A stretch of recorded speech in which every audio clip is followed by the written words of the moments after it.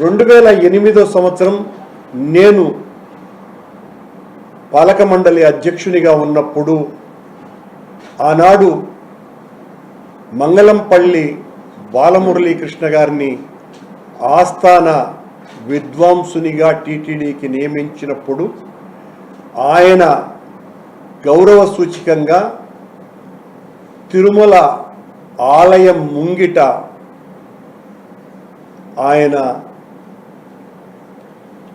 గాత్ర మాధుర్యాన్ని వినిపించేటట్టుగా అక్కడ ఒక వేదికను ఏర్పాటు చేసి ఆయన చేత కార్యక్రమాన్ని నిర్వహించడం.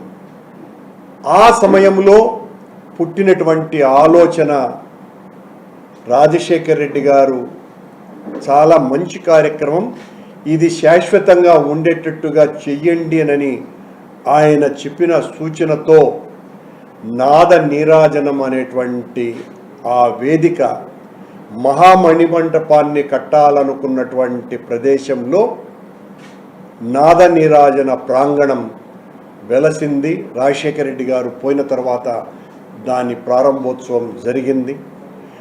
అనేక సాంస్కృతిక ఆధ్యాత్మిక వైభవాన్ని విశ్వవ్యాప్తం చేసే విధంగా కార్యక్రమాలు అక్కడ జరిగినాయి.